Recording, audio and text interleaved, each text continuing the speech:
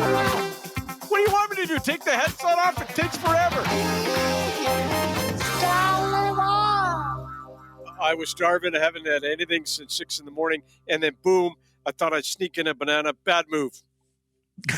Here he is, one half of the team, Donnie and Dhali, on Czech television, weekdays, 10 a.m.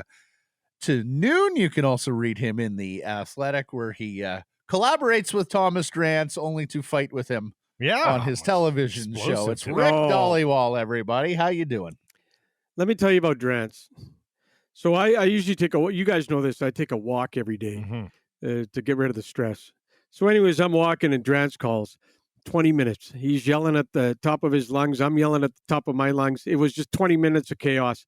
And then I got off the phone and I thought, you know what? Never again. Never again. Am I going to pick up the phone when Drance calls and I'm on a walk? Never again. I thought that was your serenity period anyways, that you don't bring the phone, that you spend some quality time with your missus and give her the due attention she deserves after hours and hours and days of talking with agents. I gave the wife a heads up about 2 weeks ago. I said, the trade deadline's coming up, and I do the same on July 1st. I said, you're not going to see a lot of me. You're not going to hear a lot of me. I'm not going to be focused. It's the cell phone. This time, and July 1st for me, and you guys know this, is Christmas, right? It's 12, 14-hour days. It's busy. And it's just, and you do take that walk just to get away from all. You hear a lot of rumors, and what you hear on a Monday right now, guys, is not necessarily what's happening on a Wednesday. And what you hear this morning might not necessarily happen come Monday. You're hearing a lot of stuff. Chatter's picking up. Canucks are listening in on a lot of players, guys. There's just a lot of listening, but there's a whole bunch of things at play. You have this team still in a playoff race. There's 2 games. You have an owner who hasn't had a ton of playoff revenue in the last 10 years. You guys know that. Even the playoff revenue in the bubble, it wasn't in Vancouver. Donnie made a good point of that this morning. It was in Edmonton in the bubble. And, there's a lot of things to play here. And you got a capped out team. You got not a ton of prospects in Abbotsford. You got not a ton of prospects in the cupboard. You got a 220 draft that probably won't yield you a player in the National Hockey League level. There's a lot of things at play. It's not just as simply as easy as saying trade Boeser, trade Garland, trade this guy, trade Mott. It's not that easy, guys. Well, he tackled all the topics right there. Thanks for joining us this week. We'll talk to you next Friday. Have a great weekend, Rick. Yeah. You know what? This week, lots of news. I don't know if you saw this, but JT Miller's agent tweeting out, "Show me the money as a gift." I've heard from some general managers that nobody wants to deal with Canucks agents because of how toxic they are on social media. Would you just stop? Can you confirm or deny the reputation of this toxic Canucks agent Twitter? Oh, my God. Stop. What? He was having fun. He was having fun on a Wednesday night. Arnett Wyatt with the stanchion, he tweeted it out.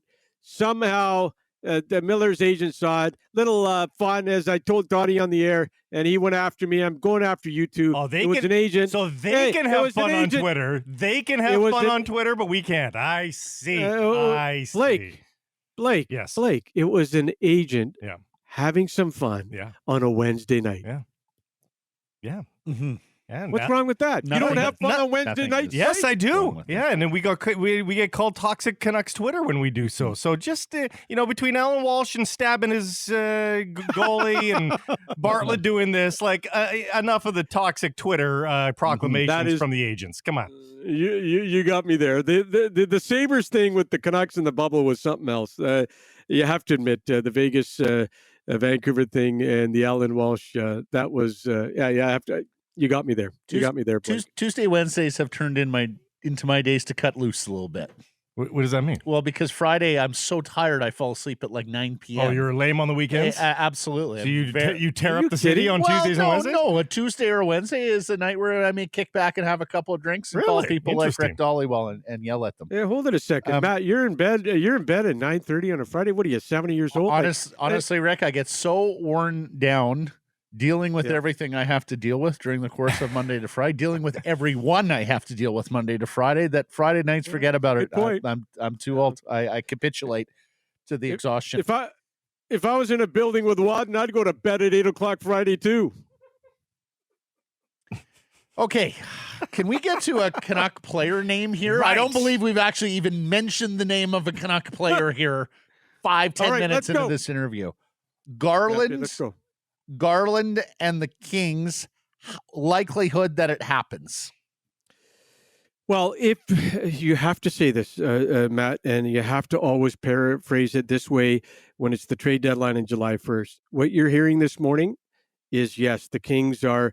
I was told this morning, serious talks with Vancouver about Garland.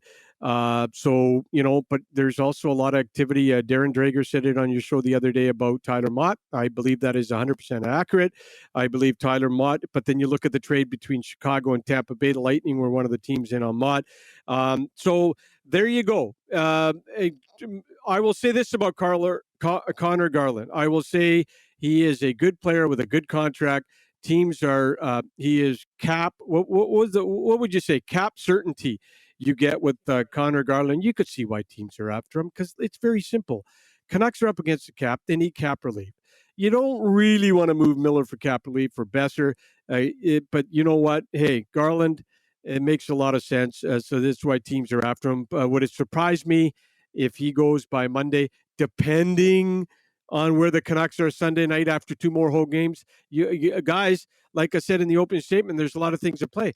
Where are the Canucks in the playoff race Sunday night after Calgary and Buffalo? That's a big indicator to me too, what they do. Based on my reading of what you've reported on this LA-Vancouver discussion, the Canucks want right shot defensemen, but maybe Alex Turcotte, the forward, is the piece that because of course they have great forward depth. I cannot confirm Turcotte is the ask. I can say that somebody told me this morning he thinks the Canucks have interest in Turcotte, which makes a lot of sense. When Turcotte was drafted, Vancouver had a ton of interest in him, right? He just went, didn't he go fifth that? Overall? He went before Podkolzin here in Vancouver? There is no way that the Kings are coughing up a fifth overall pick for Garland. There's no way. But you can ask for anything. Right. You are allowed to ask for anything. Whether you get it or not is a whole new different ball of wax, but you're allowed to ask for anything. So let me follow up and ask this. Like Brant Clark, their first round pick last year, top 10 right shot defenseman. I suspect he is a bridge too far for the Kings, but Grants, Faber, Spence, right shot defenseman. Spence is even playing on the big team. Are those the sorts of guys, even Dursey, are those the sorts of guys that we're talking about here in any kind of Garland swap? Yeah, and when the Canucks were talking to Leafs, they had a lot of interest in Thomas Liljegren, and he was a player that Taylor's laughing at me because I butchered it. You know what? No, you actually did very well on Timothy. The last name, I think, but it's Timothy, Taylor said it another way, and now he's sitting to my right laughing at me. Anyways, Liljegren is a guy I think that, but all we've ever heard in the last 2 weeks is the Canucks want a good young right shot defenseman between age 20 to 25. So Liljegren falls into that.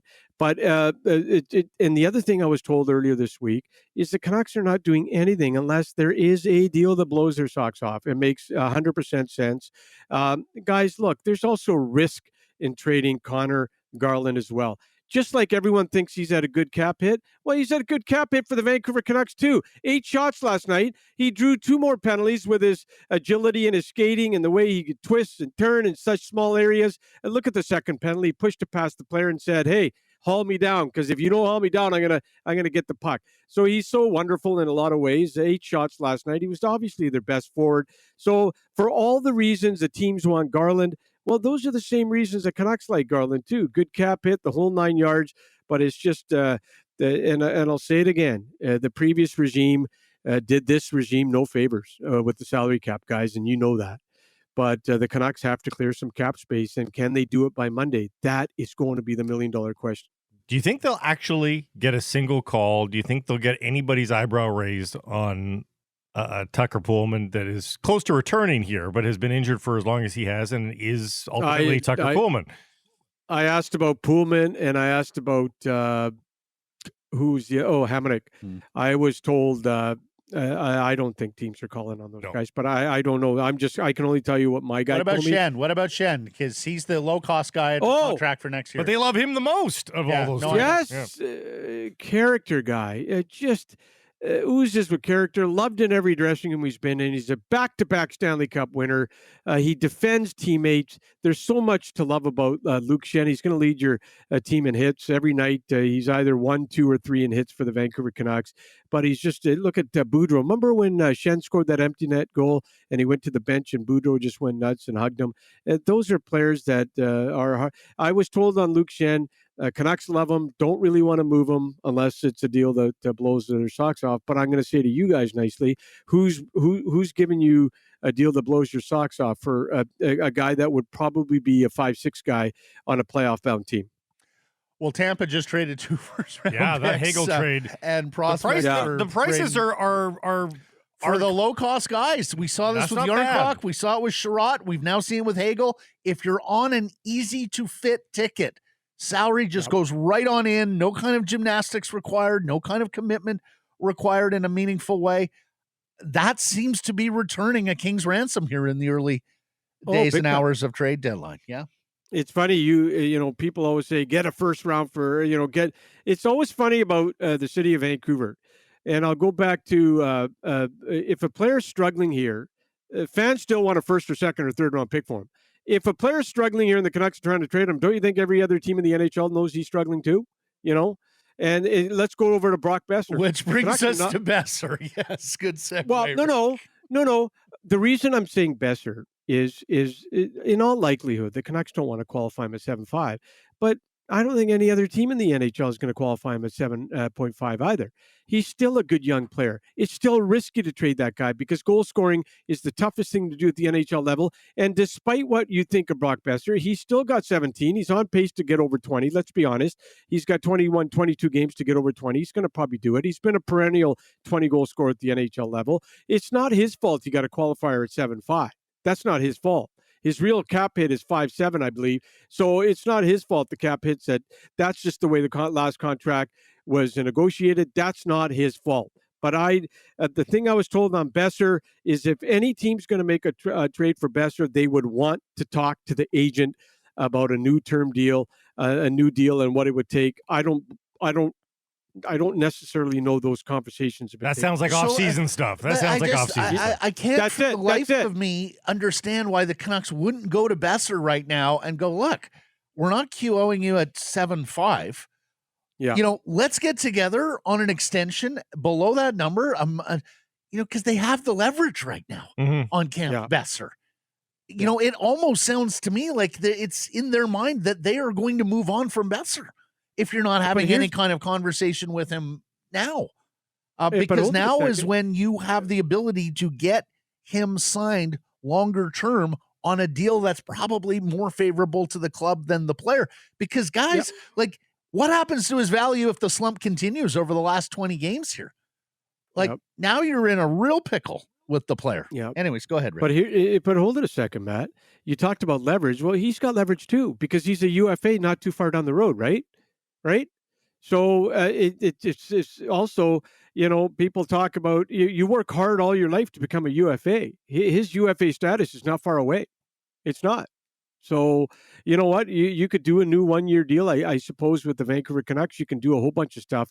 But there's also leverage on the other side. He's a perennial 20-goal scorer, and he's also not too far away from picking his own team if that someday happens.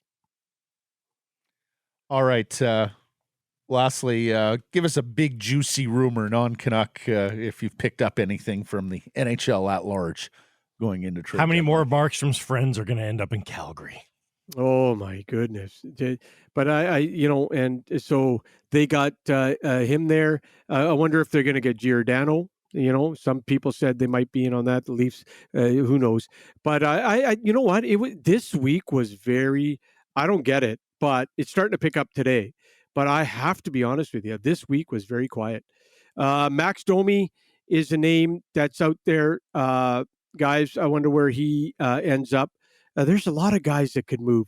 But Monday, Tuesday, Wednesday, Thursday, for me, were very quiet, especially around the Canucks. And even the Canucks came out and said that kind of as well. But boy, oh boy, it's starting to pick up today. And I think you're going to see a lot of activity tonight, tomorrow, Sunday, and then, of course, Monday. We all have our extended shows, everybody in town. So, you know what? A lot of phone calls taking place. all over the place.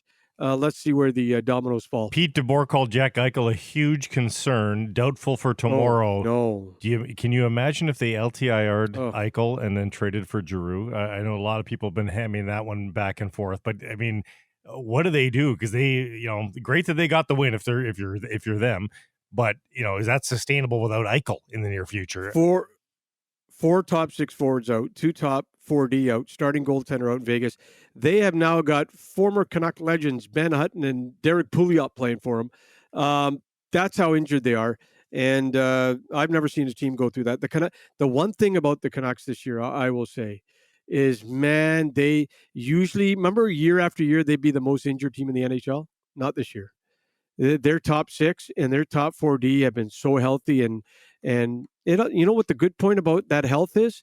It really gives Alvin and Rutherford absolute looking at this roster and full sample size. Yeah, full sample size. Yeah. You got they never came here and saw 8 guys out, 7 guys out, or the difference makers out. So they got to evaluate this roster so well because the Canucks have been so healthy this year. That was big to me. That's the best point you made. The best point you made all day today, Rick, right there.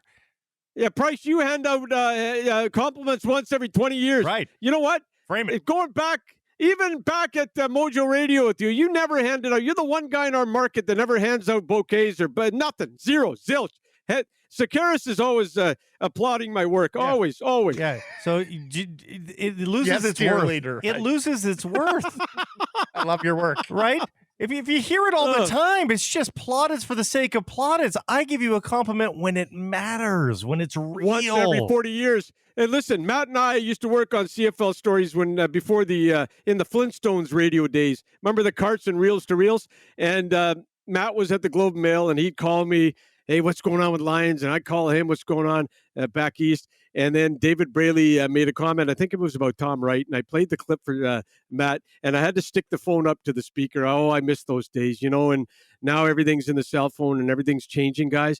But I miss those Flintstone radio days. I remember those. Those are some, I've been in this industry 30 years. I'm an old-fashioned guy. I'm not going to lie to you. I miss the old days. The reels and the carts, and when radio was fun and there was so many people at radio stations, and now it's so many compliments, so much complimenting. So back then, Price would actually say, "Hey, nice guy." This, not now.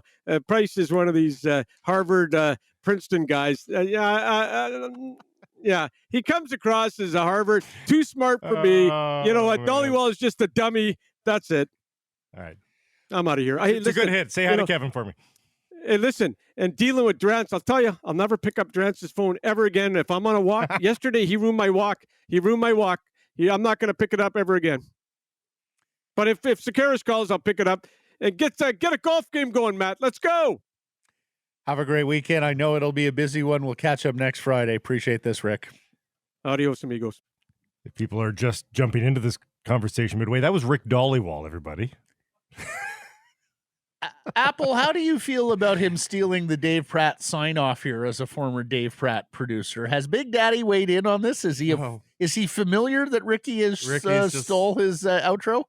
No, he's definitely not. What's the outro? Just dropping the headsets Adios, and leaving. amigos. Oh, I didn't even. Okay. Adios. Didn't pick up on that. Dave said it like every day for I years. picked up on him doing it. I didn't pick up on Rick just saying it now. Okay. He's been doing that for weeks here. That's great. Blake stole a Big Daddy poll question yesterday. We didn't run it, but no.